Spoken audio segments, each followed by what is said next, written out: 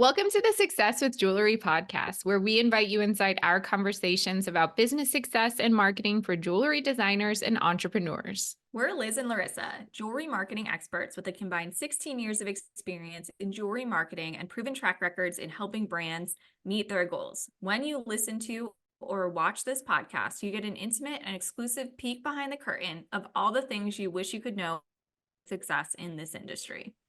Welcome to episode 75. In this episode, Liz and I are going to share our thoughts about what to do before hiring an outside consultant, working with a vendor, or any other business partner. So, what steps should you be taking, and how do you know when something might not be a good fit?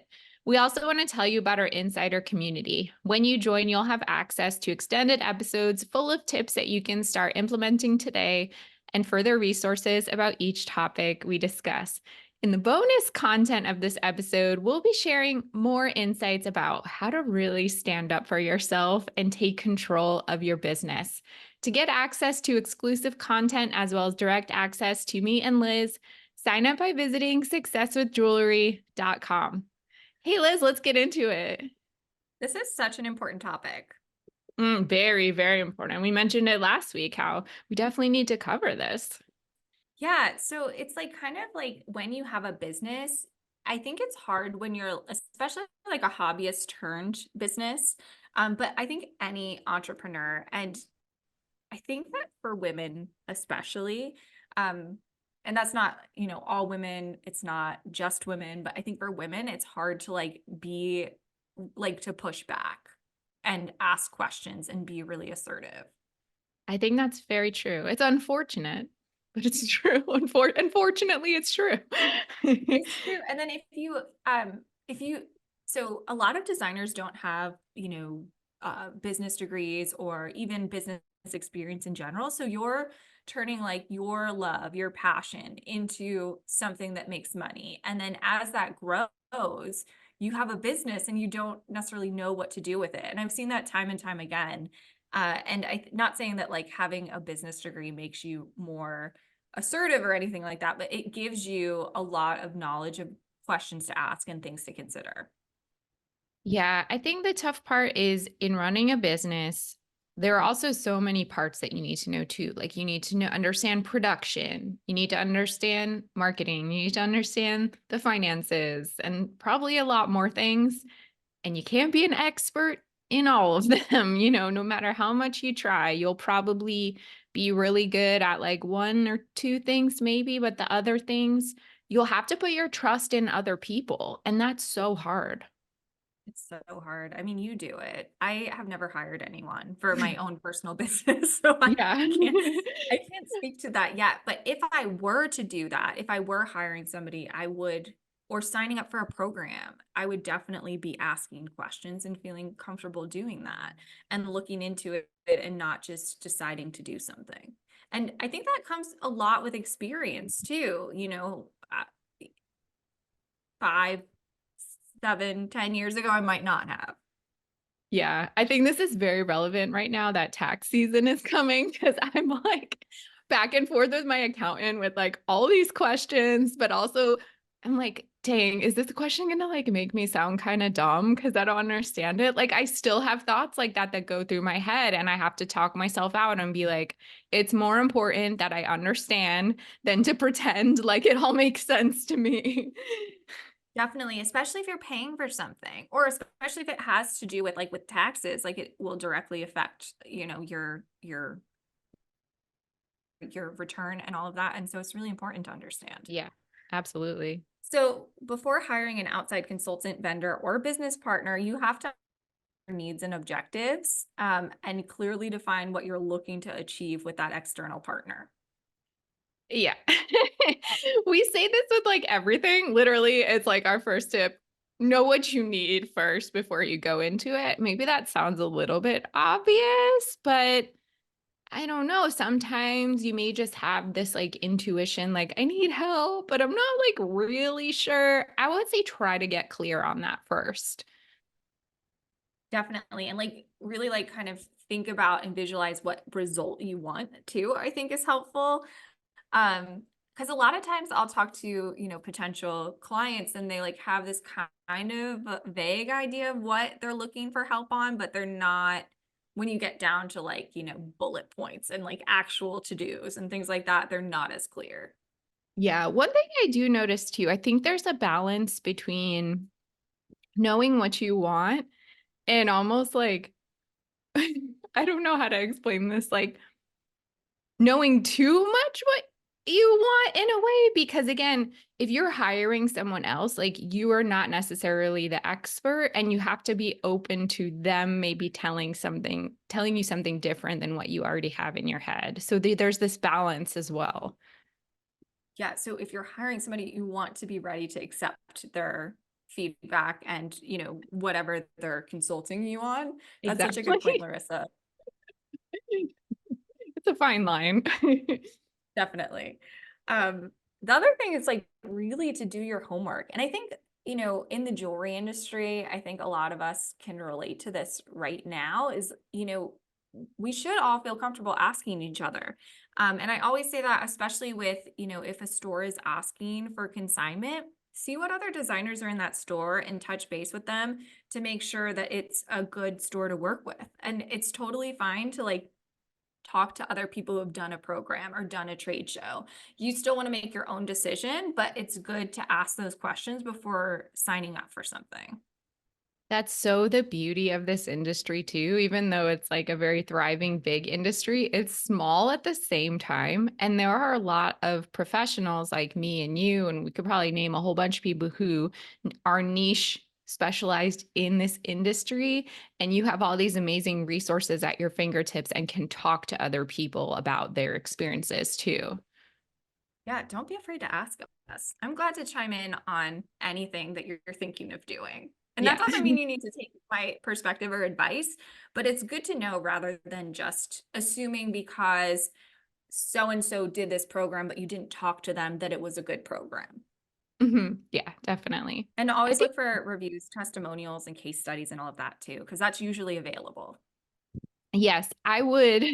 I get asked for these things a lot and I'm happy to provide them, but I think also being in the experience of being asked for them, I do sometimes get nervous about sharing case studies from my perspective because everyone's results are different and everyone's business is so unique and different. And so I don't know why this reminds me of house hunters. Just hear me out. We're with you. So, so when you watch House Hunters, or when I watch House Hunters every day, pretty much, um, they'll walk into a house, that's fine. But if it doesn't exactly match everything they've already had in their head and it's not like matching their vision, they're like, no, this is not exactly what I thought, even though it could very easily become that, if they don't have an unlimited budget to get exactly what they want. And I find experience sometimes is sharing case studies because I can like describe a business that I worked with and like what we did and the results we got. And sometimes a client will be like, well, that's not like exactly like my business. So how is that going to work? Well, the truth is there is no other business like yours. So you kind of have to, this is a little bit of what Liz was saying before. It's like, listen, take it in, but know like your situation is going to be different and unique as well. Yeah, I don't share case studies exactly either. But the program that I'm selling is very much like you get out of it what you put into it. So it's harder from that standpoint. Some testimonials share like results designers have received from it. But a lot of that has to do with, the assets, the willingness to like, do the things. Like there's just a lot of factors with case studies. So many factors. I know. And it's not just about the effectiveness of that person or team necessarily. So keep that in mind as well. Yeah, and cultural fit is important to think about too, because just because somebody is qualified, or just because somebody is raved about, or just because somebody works with like the top brands doesn't mean they're a right fit for you. And I heard such a good example of this recently. I was talking to a designer who has a business consultant, and she loves to be at the bench. That's where she wants to be. And this business consultant supports that. Like in their strategy, they want her at the bench more. And that's a good fit, in my opinion. I love that. Way back in the day when I used to do interviews, like in early episodes of my podcast, I had this like web developer person on, and he was talking about, well, how do you know that your web developer or whatever team you're hiring is a good fit? And he said something that I still remember today is like, if you can't imagine yourself going out and like getting a beer or like getting a bite with this person, like they're probably not your partner, like the right partner for you. That's really interesting because it is kind of true that, and I think of the clients that I've had and loved the most, they're friends, Yeah. and we worked together as friends. And it's so much easier and more fun to do it that way. Yeah, I mean, obviously there's the professional relationship, but there's so much more to that. There has to be trust. There has to be like a shared vision. The two have to feel like invested in each other. And there's so much of that that overlaps with friendship also. So, It's so true. They also have to really understand your brand, understand your vision. I've seen great companies hire, business, people to like run the business side of things that end up affecting the creative side of things, which ends up affecting like the brand overall, in ways that maybe they didn't expect or didn't anticipate. So I think that it's really important that like whoever you're hiring or whatever program you're signing up for or whatever you're doing really like connects with like your core of what you're trying to do. yeah, I've seen some brands hire consultants for various things just based on like some sort of prestige because maybe that consultant worked with like a top brand at couture or something, or like they work with a brand who got into, I don't know, whatever, insert fancy retail store here. But again, as Liz is saying, if they don't get your brand, that prestige, that experience, that track record is going to mean absolutely nothing. Definitely. And like also communication style, work ethic, um, business hours, like how you work, all those things are really important to consider as well. I find that like some people really get my style of consulting or my style in the Stakehold Collective. And if they get it, they get it and they're there and they're in. And if they don't, then they don't. And that's okay too. Yeah, and it's not personal. It's just that's just how things go. Like dating.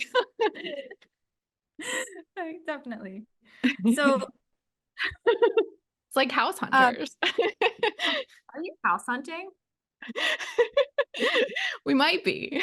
This is my fantasy, like trying to manifest, you know? I love that.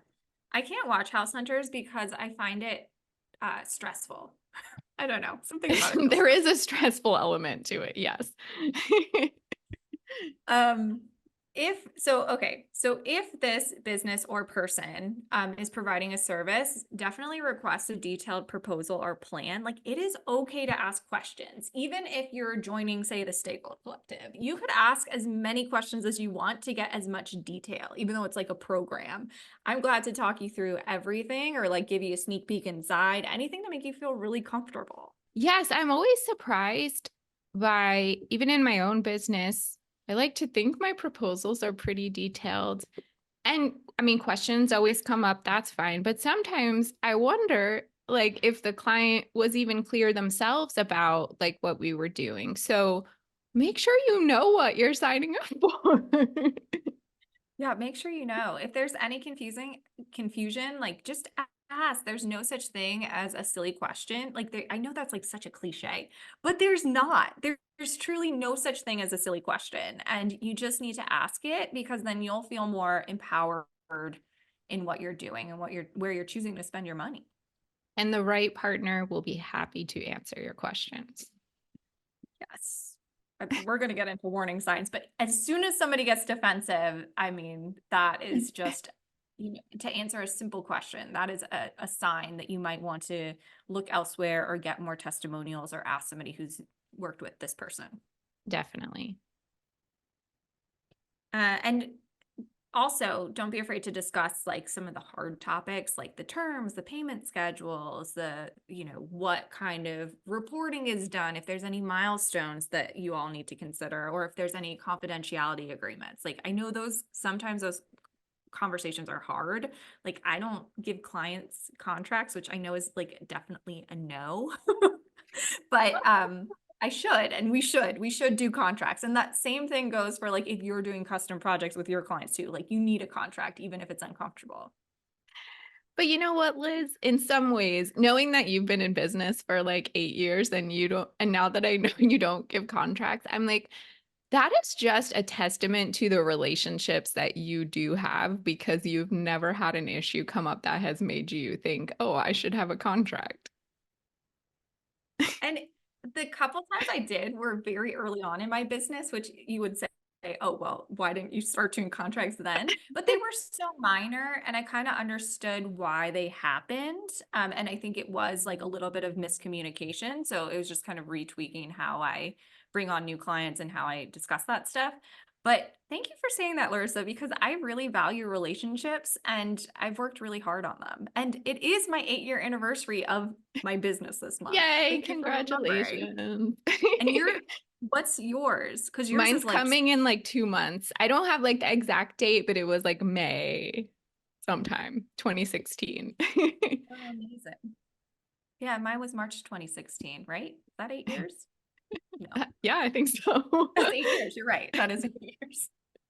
So I'm very impressed by that because for me, I don't think this means I have bad relationships with my clients. I It think I just doesn't. have You're just some more complicated yeah. work that I'm doing that various things that come up just make me need to like revise my agreement. But I think that's just to make sure everyone's more clear. Like I'm always trying to like be even more transparent and set those expectations up front. So for me, that's kind of helped me adjust over the years. What that says to me is that you are so buttoned up.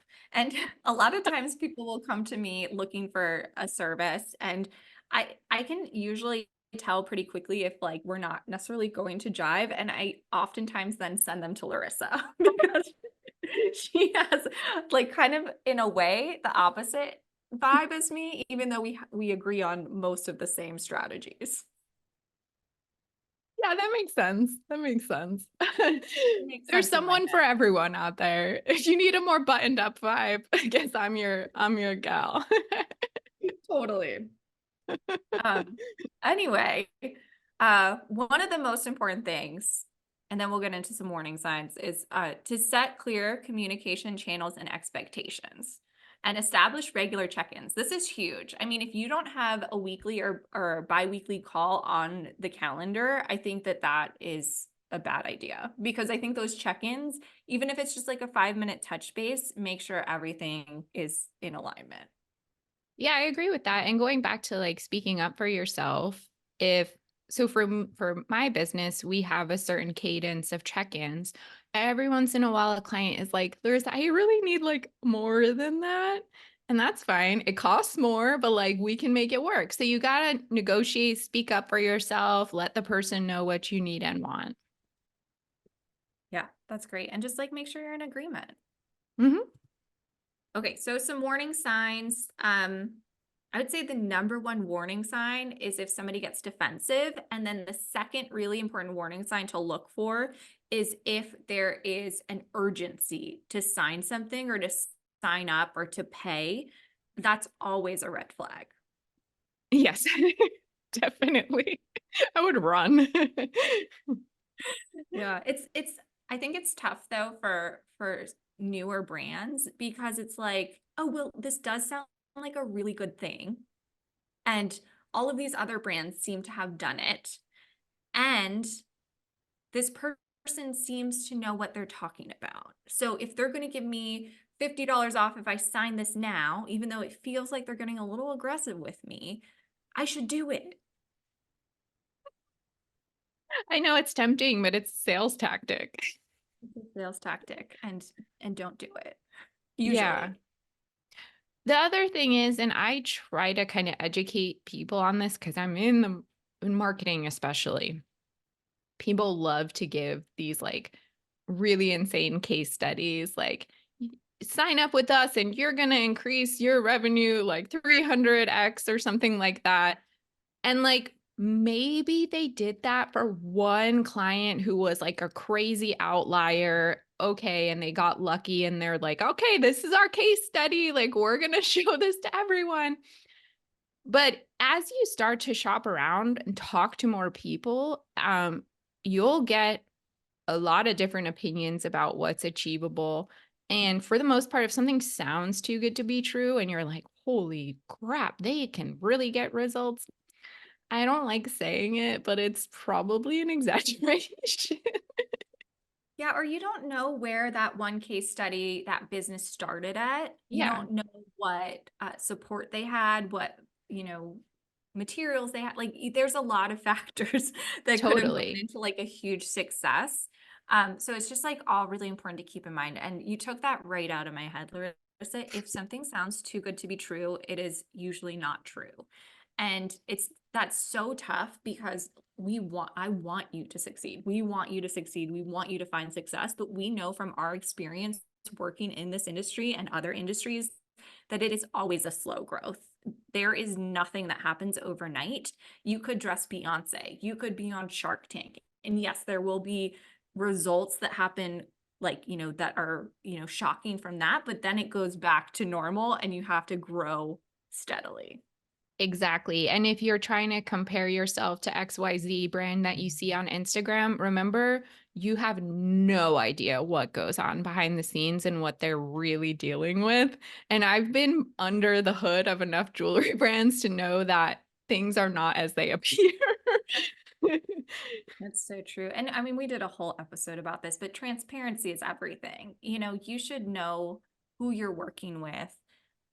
You should know their general bio. You should see what they look like. Like there are certain things in business that are just normal and Mhm, yeah. transparency and comfortableness with transparency is one of those things. And if you're getting pushback on those things, that's a huge warning sign. Exactly.